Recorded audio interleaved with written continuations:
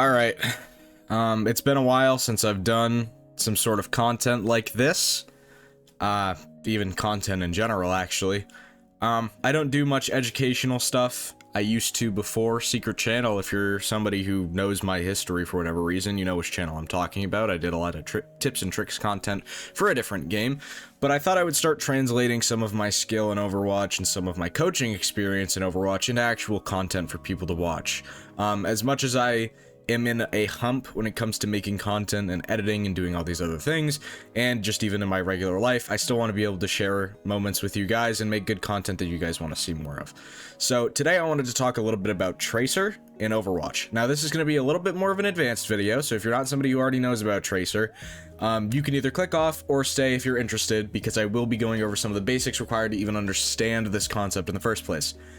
This has nothing to do with game sense. This has nothing to do with actually getting better and progressing in rank in the game. This is just a fun little mechanic that you can apply that's unintentionally probably winning you fights when you don't even realize you're doing it. And I just wanted to explain it today, so if you can start to realize that this is what you're doing, you're going to win more fights on this character. So I just wanted to kind of show off a little bit, do a little bit of a background. So Tracer is a character in Overwatch with quite a few abilities. You've got blinks, you've got your recall, you go back in time 3 seconds, and bang, you're back. You have everything that you had before except your blinks. That's where blink management comes in. You need to keep track of them, you need to have them, and the main focus of her kit is to get into a fight, either distract and use her cooldowns to bait a ton of valuable resources that they're trying to kill you with, or apply a lot of threat or pressure with the high intensity of the threat to kill something.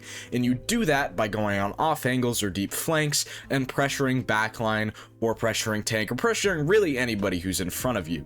And so something that happens is if you get ignored, you can do something that's called a forced 1v1, where you fight that person one-on-one, you guys trade resources, and your goal is to win every single time. Now, Tracer is very unique in the regard that if you are better than the person you fight, you will win every time. I just wanted to talk about the mechanics involved with this character and playing them. When you get into 1v1s, you need to use everything that you have as a part of her base kit. Now, if you are learning Tracer, you know, you have your pistols, you have your blinks, you have everything else, but something that's usually talked about if you're going to learn the first mechanic of Tracer is that when you run out of bullets, let's say I shoot her a little bit, I run out of bullets, there's a little reload animation there.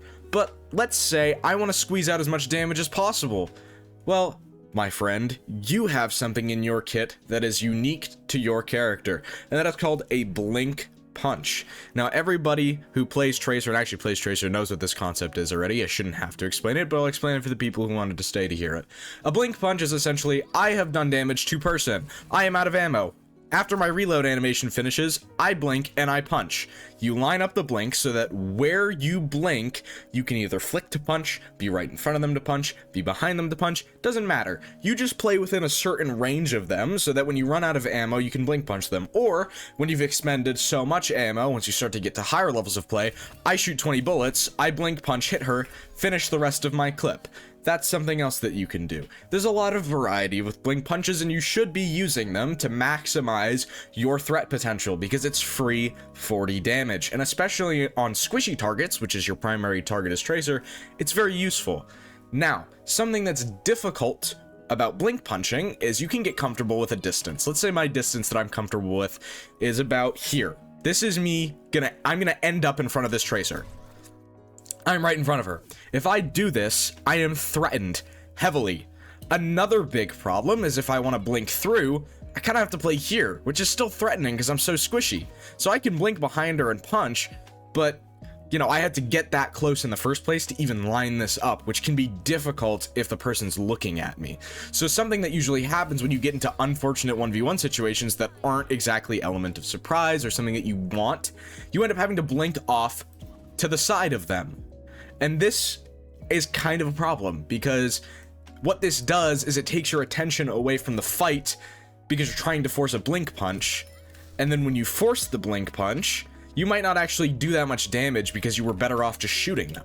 So it's this weird balance where it's like, if I want to unload my clip, I need to be looking at them. But if I don't want to unload my clip and go for a blink punch, I have to take my crosshair off of them to line up my blink so that I can blink to the side of them. You might be thinking, okay, well, that's not really that hard, you know? I can just set up, go for it, get the blink punch. It is what it is.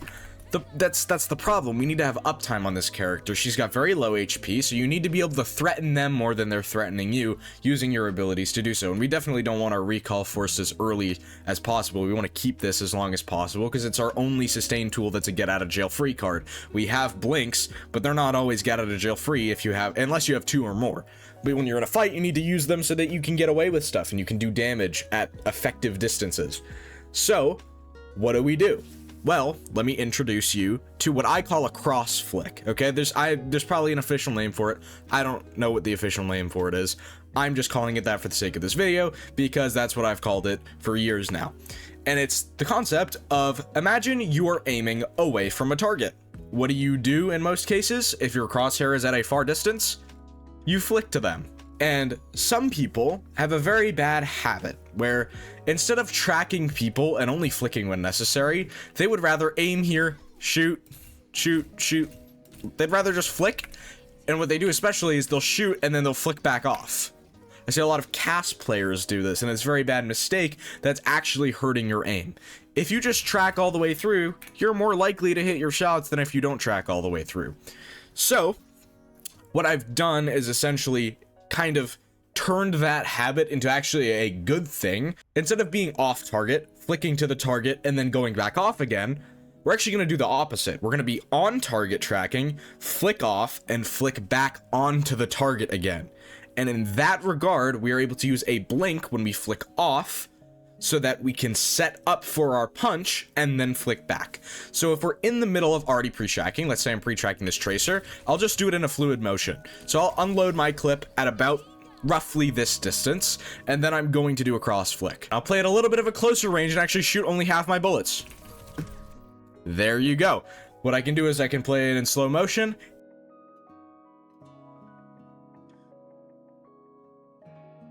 You know what, I'll actually do it slow myself so that you can see what I'm actually doing. I'm shooting at Tracer, I'm moving back and forth so that I'm a difficult target to hit, and I want to kill this Tracer. You know, I want to get the finishing hit, maybe I want to do something different, doesn't matter. The point is I want damage, and I also want to set up for potential other plays. So I want to blink to the side of her so that I can do that.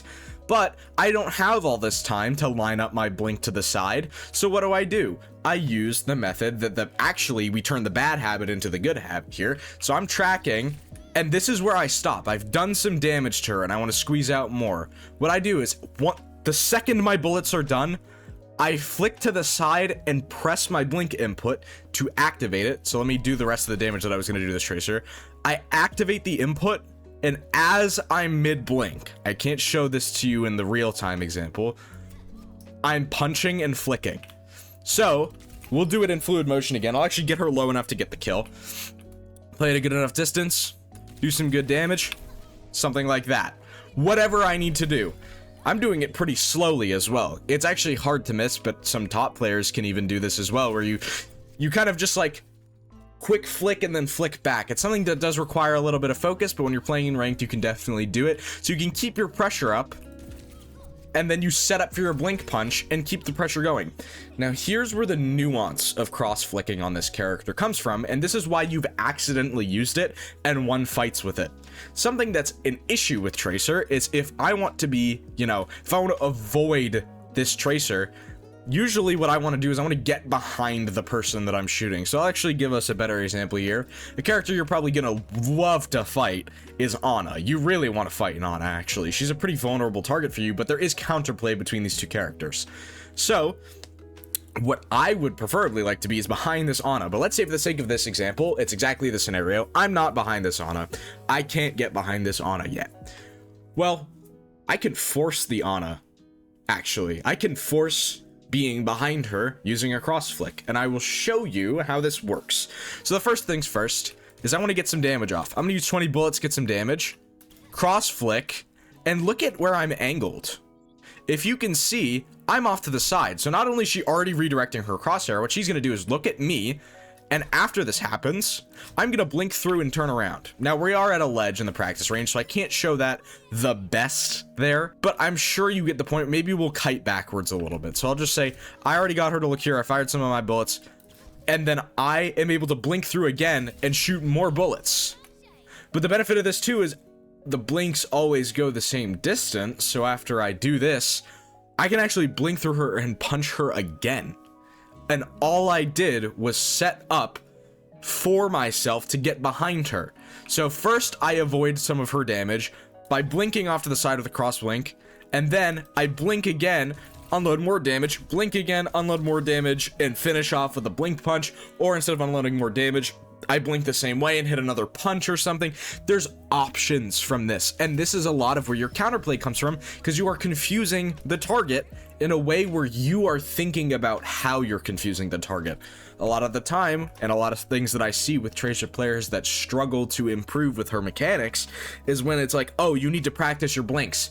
How do you actually do that? Well, you think about where you're blinking, and so they try to think about where they're blinking too much, and they can't actually do anything, because they're like, okay, well, I'm gonna press my keys and go like that, or I'm gonna do this weird key combo and like freaking, I'm so cool. Like, no, you don't need to do that. You just need to understand that if you're gonna set up to do something, let's be smart about it. And so what can you do? You can set up an aggressive damage dealing technique to also be an evasion tool at the exact same time. Instead of, I'm in a fight, I'm in front of them, blink punch right in front of them, slept, naded, headshotted, 50 billion Junkrat mines, freaking Riptire, Nano Blade, whatever, Anna's having 15 kids, giving birth and coming back, and I'm dead by the time that I wake up from her sleep dart. Like, every single option that could be thrown at me is instantly available the second I'm directly in somebody's face, because I am a squishy little Tracer, and I can't do anything about it. So the simple adjustment where you just simply flick and then flick back, do some damage, and then blink through to confuse them again, do some more damage, or get ready to blink punch them back here, you have options, and you haven't even used your recall yet. And the chances of you winning this fight have instantly skyrocketed. But you've probably done this in some of your games if you've been playing Tracer, and accidentally won fights because you're doing it because you set yourself up without realizing how you set yourself up. So if you want to start winning more fights on Tracer, start consciously thinking about applying this, play some practice games, do something where you can try to apply this, and I guarantee you, you will win more fights than lose fights. Obviously, you can't win them all, but the chances that you do win will go up when you think about how you position. That was just a quick little video I wanted to make. I just wanted to talk about this concept a little bit because it's something that a lot of players struggle to understand, is how to use your blinks to actually win fights, and how you can not only confuse with blinks, but apply pressure at the same time when you use your blinks. So try to think about it more, try to apply it in your games more, and thank you guys so much. I will see you all in the next video. I really appreciate you watching. I'll try to make more content like this if you guys like the educational stuff. If you want to see more stuff like this, please let me know. I will happily do more of it. Thank you guys for watching, and I will see you in the next one. Peace out, guys.